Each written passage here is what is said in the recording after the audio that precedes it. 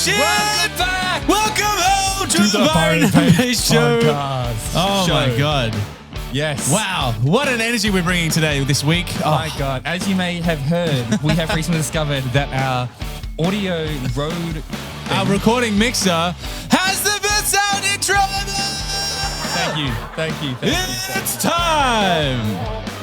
Oh, I'm pressing all the buttons now. All right, should I fade it How out? do we stop it? I can just hit You it. can fade it. Fade it. And welcome we're back to the show. Oh, my days. I hit that and I bring it back up and we give a bit of a...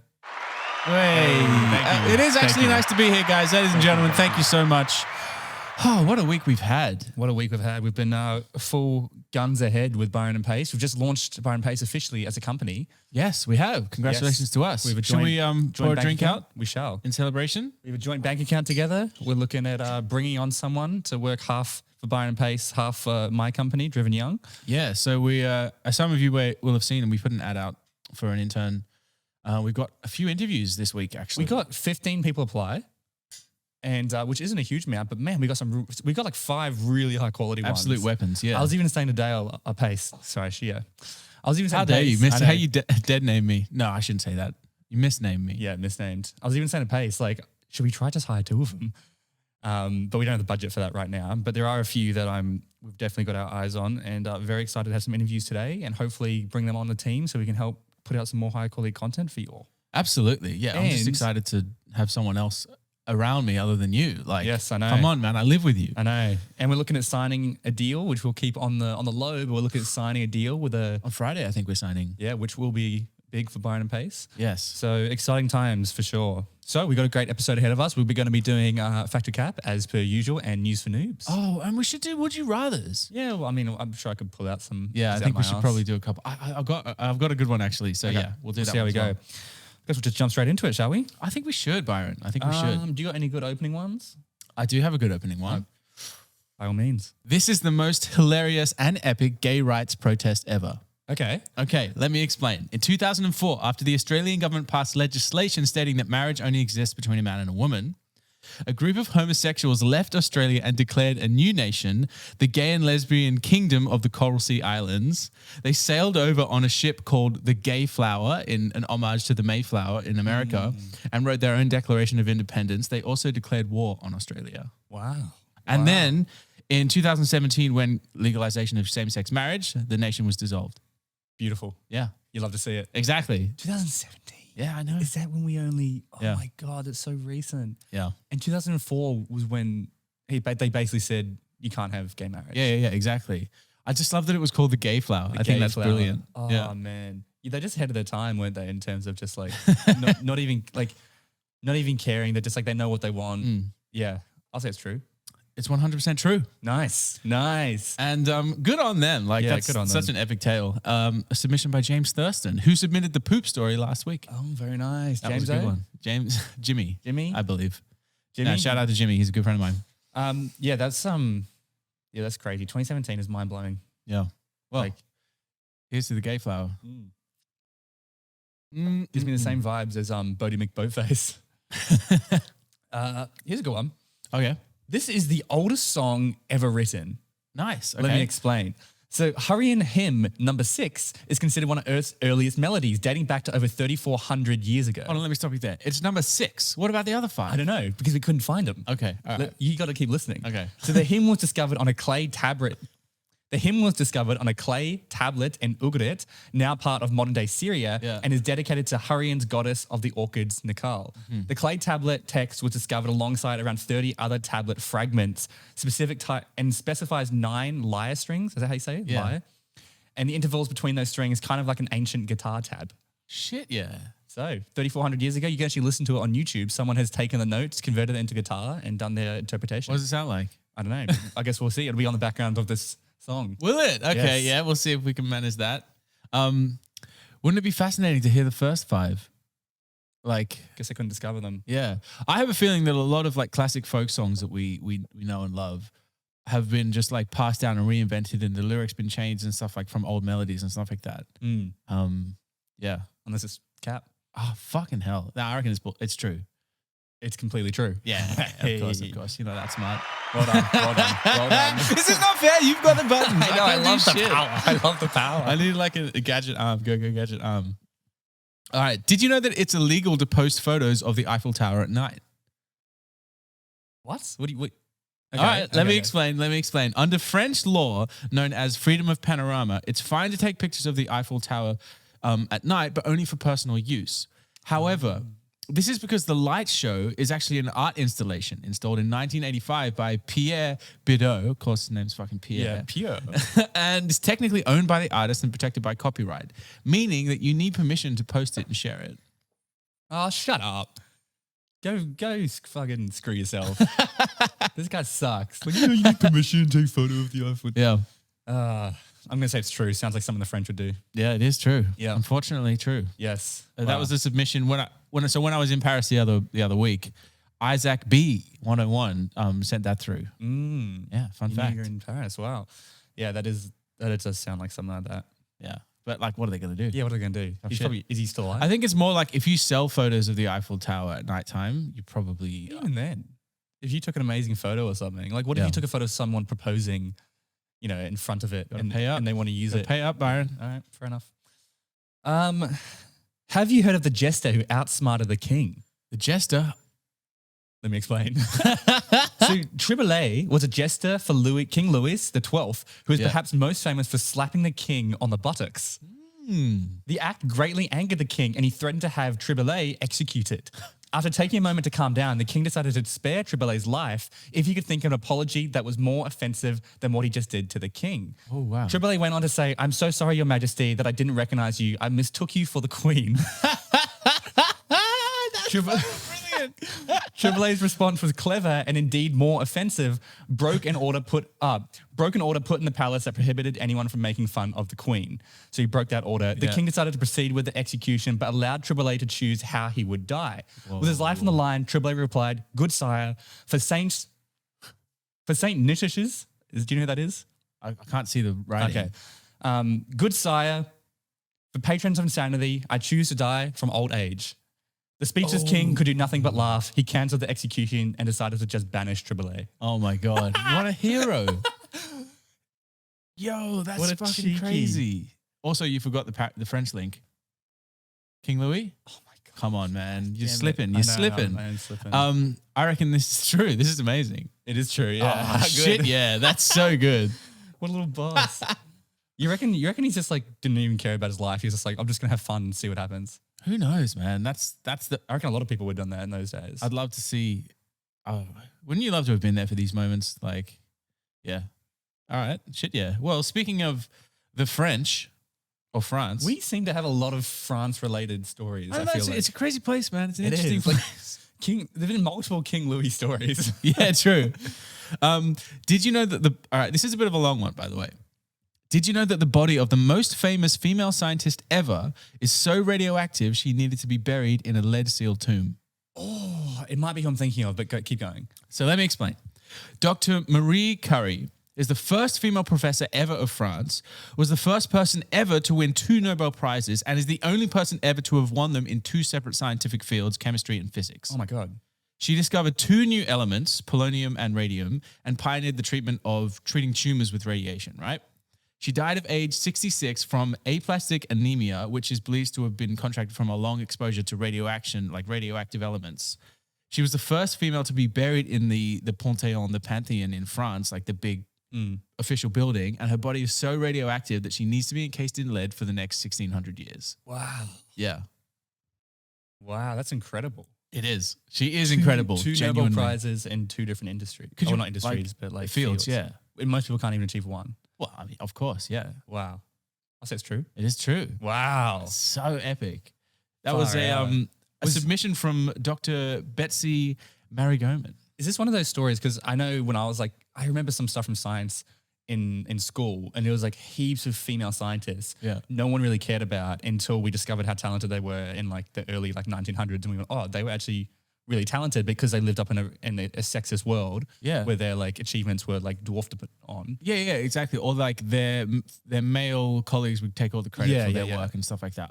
absolutely true. And probably not just in science, like in Everything. everything. But yeah, because there's one story of a woman who was also working in like radioactive stuff.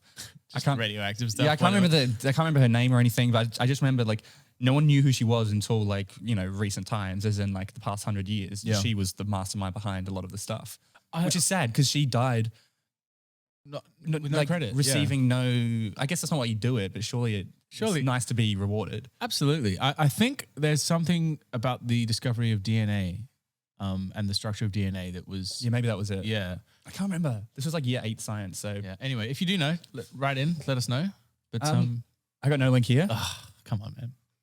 But did you know that in 1988, Israel Kamakwaro called a sound recording studio in Honolulu at 3 a.m. and asked if he could come record because he had an idea. Okay. He was so polite, the studio owner said yes, even though it was so ridiculously late. 15 minutes later, he showed up, sang and played his ukulele and recorded Somewhere Over the Rainbow in just one take. Is that the big... Yep. One take. One of the most iconic songs. 15 minutes. In that song, one take. My favorite part is when it goes, high above the chimney tops. The chimney. So that was a one-take wonder. One take wonder. He had an idea, went and recorded it, bang. What else has he done? Just a man and his ukulele. Has he done anything else? I don't know. That's not part of the the story. No context for this story. It's kind of random. I don't think you'd make this up. I reckon it's true. It is true. Oh, I thought I might get you on just because it's like a nothing story. Yeah. Because it'd be easy to make up. What a weapon. Yeah. But it just shows you like... You say he's dead?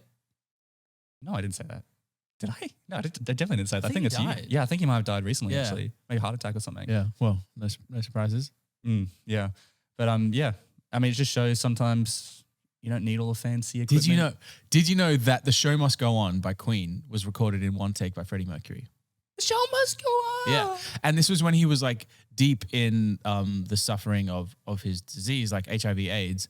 And he was super weak. And the band was even like, we didn't even know if you can do this. Like, are you sure you want to do this? Because it's so taxing physically. And he apparently was like, took a shot of vodka and just walked into the studio and was like, all right, let's do this. And just smashed it in one take. He got in the state. He got in the right got in state. Yeah, exactly. Taking the shot. He got into state. He just fucking smashed it out. Yeah. That's incredible. That's True. That is true, apparently. So they say. Nice. It's my turn. Yeah. Back to me again. Back to the good stories. Did you know that Justin Bieber used to be a competitive figure skater? Justin Bieber? Justin Bieber. Bullshit. Let me explain. Justin Drew Bieber would compete regularly until the age of 11 when he suffered a major Achilles tear. He even credits this time off as the first time he was really able to focus on music 100% and began posting videos on YouTube during his recovery. The craziest thing about this story is that Ariana Grande was also a figure skater as a child, and that according to an interview with Jimmy Kimmel, they once competed in the same competition, although in different categories. Nah. I'm going to say bullshit. You think it's bullshit? I think it's cap. This story is a submission and it's 100% bullshit. Yeah. Nice try, bitch. I'm sorry, Ramsey. Nah, come on. I couldn't pull it off for you. No way. The Ariana Grande was just too far. Too much? Yeah, too much. It's a good one, though. He had me on like, You reckon without the Ariana Grande bit, you would have... I would have been closer to... I think I was always going to go bullshit. Nah. There you go. Listen, here's a good one. All right. Did you know a woman fell out of a plane and she survived? No parachute. Okay. Let me explain. Leaving from Peru, 17-year-old Julian Kokapek. I get the shittest names, bro, and I try to memorize them. They're always the most brutal names. Show me the screen. No. Oh, okay. Yeah. I'm just going to say Julianne. Let's start again. Leaving from Peru, Julianne boarded a flight with her mother to the remote... She can't fucking speak. Dude, that's so hard. Remote Panaguana. Okay, I'm going to start completely from fresh. Leaving from Peru, 17-year-old Julianne boarded a flight with her mother to the remote Panaguana biological station founded by her parents. Nice. Lightning struck the plane mid-air, breaking it apart. She survived the fall of almost 10,000 feet, still strapped to her seat after the crash. No way. She spent 11 days alone in the Peruvian rainforest. Julianne made her way through the sodden jungle with a broken collarbone and a wounded arm. She was ravaged by insect bites and developed a maggot infestation. Oh my God. After 9 days of searching for help, she finally came along a logging camp. Yeah. The workers there gave her first aid. They transported her to the village and airlifted her to a hospital. Once healed, Julianne, the only survivor of the accident, helped search the parties, locate the crash site, and recover the victim's body, including her mother's remains. Oh my God. She was strapped to the chair when she landed. I guess it's just pure just how you land or something. I don't know, man. I don't know. This is a tough one. Yeah. But it's also, again, so much detail. And you're making up names and stuff like that. I just don't think you got it in you. Yeah. I reckon it's Unless true. it's a red herring. I reckon it's true. You reckon it's true? Yep. It is completely true. Yeah, there you go. You don't have it in you to come up with a story like This that. is actually from a survival story from the last episode that I just didn't have time Oh, to right. do. Yeah. Shit, man. Imagine that.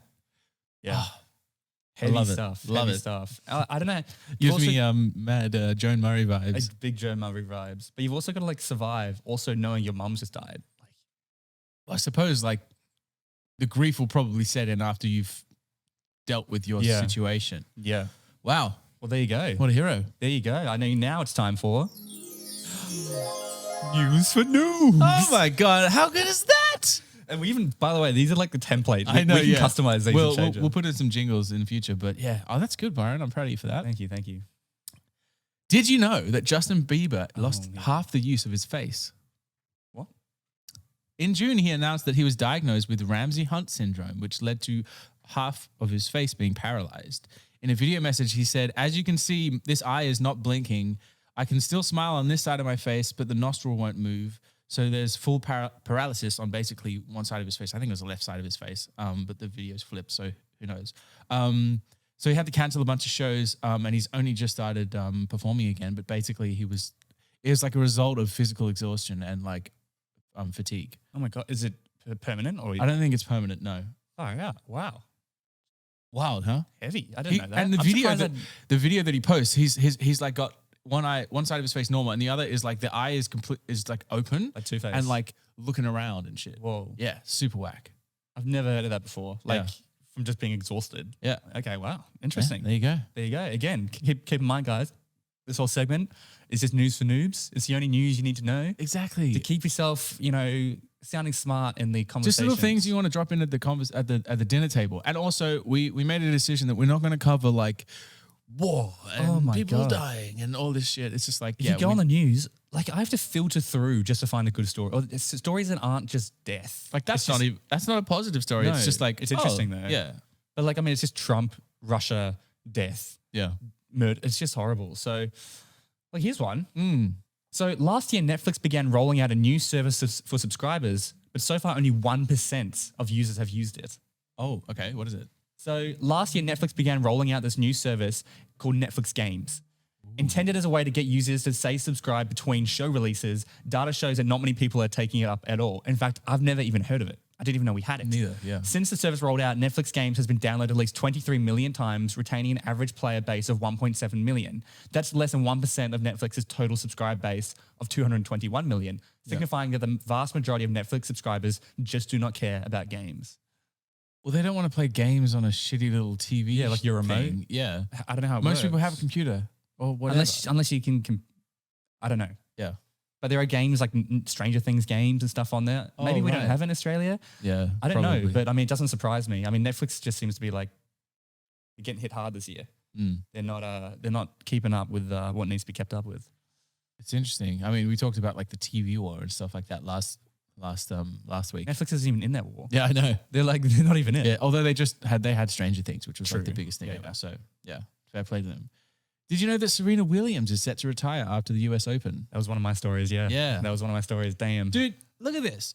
She has won 23 Grand Slam singles championships.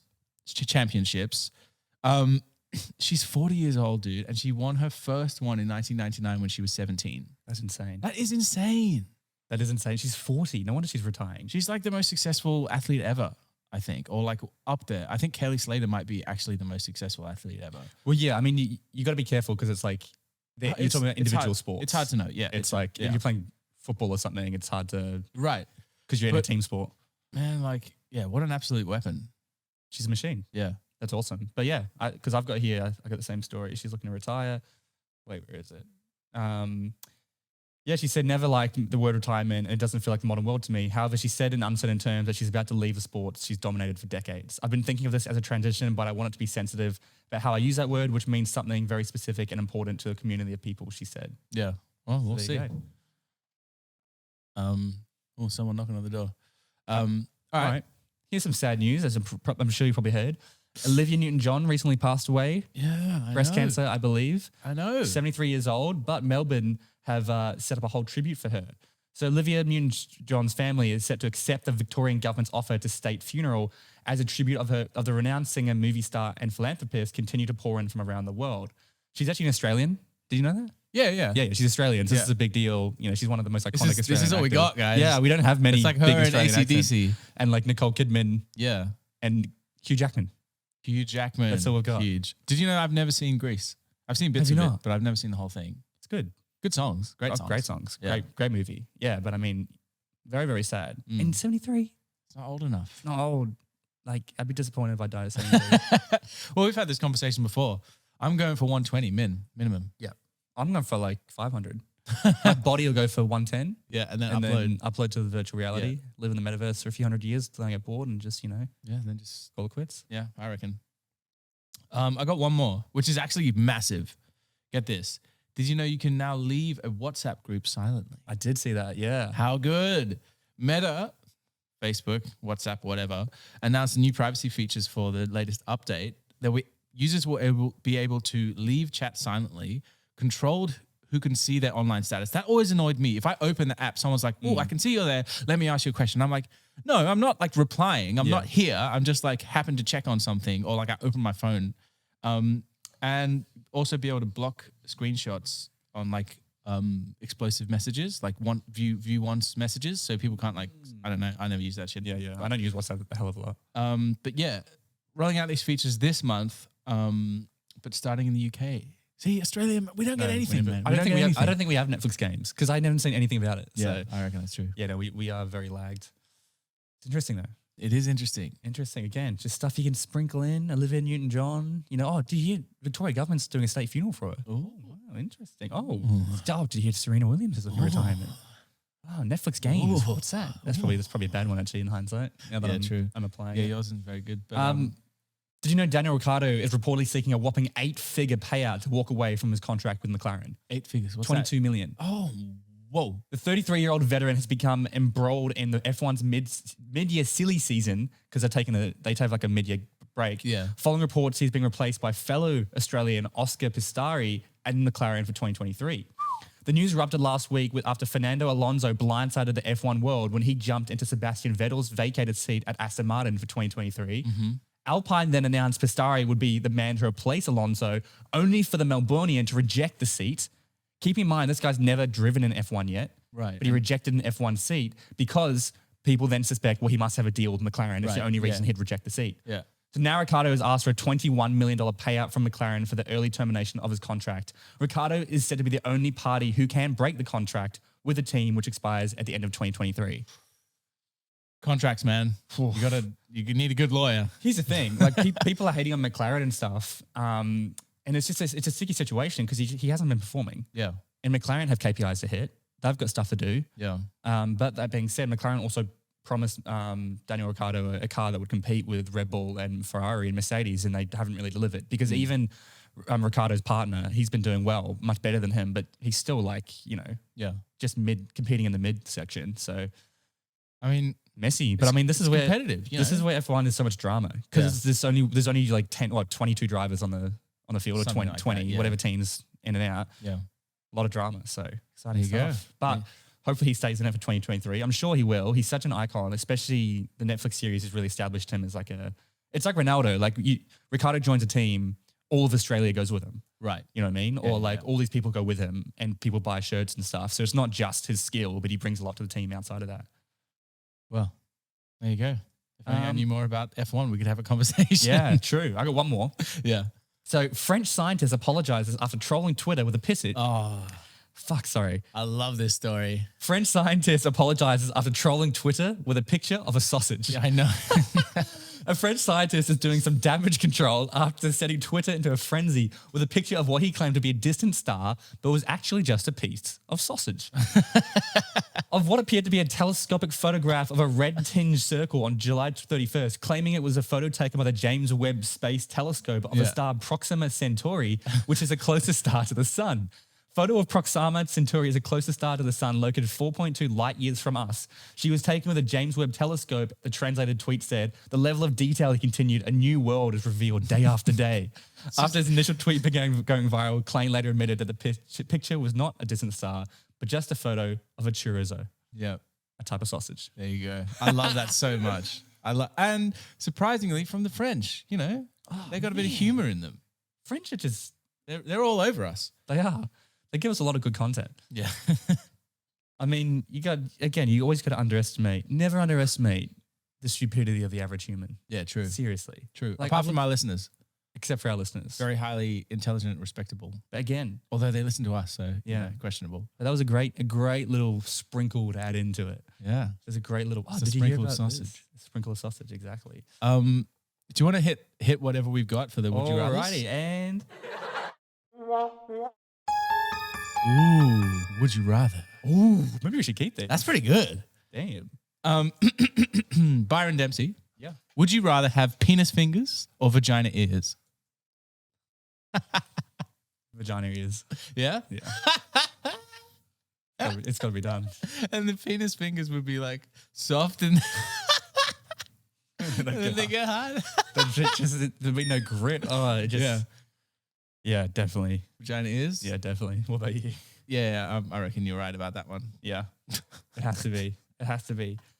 I had a weird would you rather. I don't know if it made any sense though. He was like, would you rather every would you rather come true that you've said in the show, or Right, so you actually have to do them. Yeah. or your dreams come true or something? And I was just like, I didn't understand. I was like, do you mean like our literal dreams? Or Because like, I don't want to be fighting chickens and vagina ears and finger legs and all the rest of it and So- teeth for hair. I couldn't quite make out what he meant by it, but maybe Yeah. they want to clarify.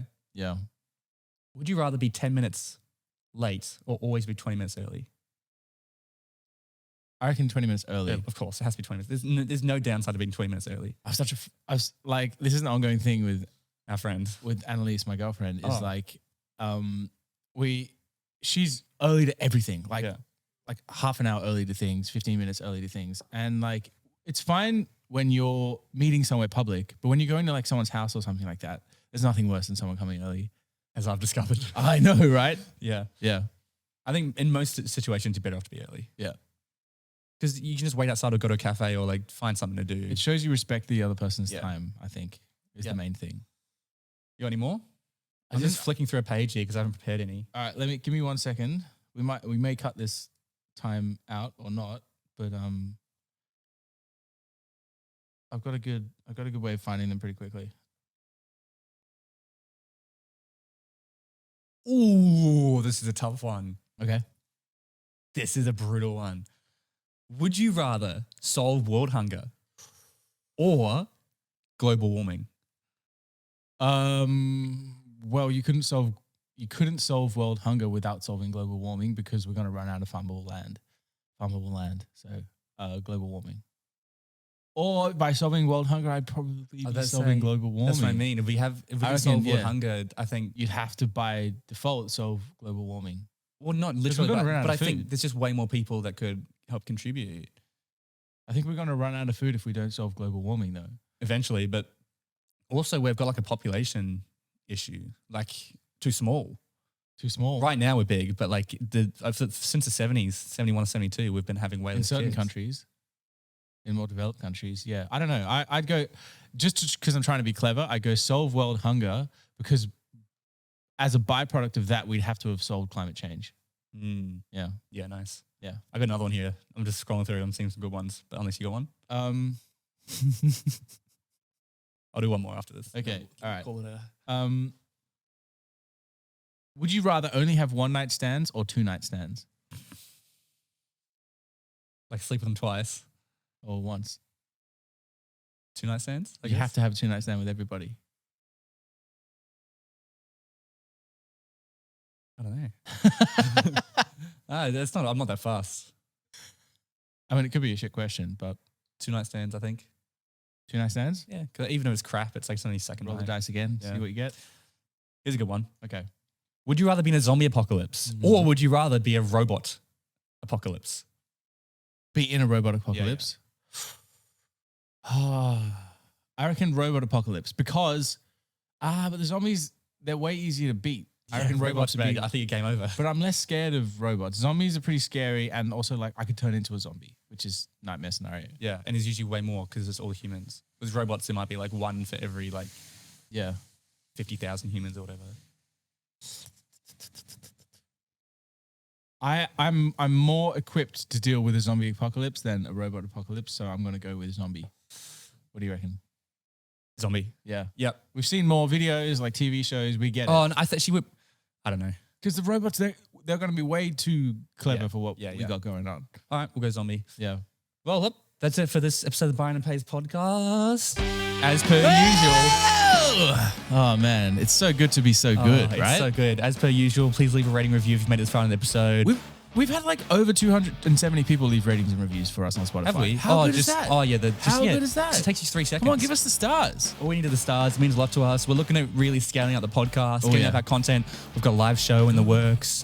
Lots happening on the Byron and Pace end. We're looking at creating some sick merch. Our logo's on the way. Like, man. Big things happening. Big things. We love you guys. Keep submitting stories. Keep sending us things. And stay young, stay driven, and stay...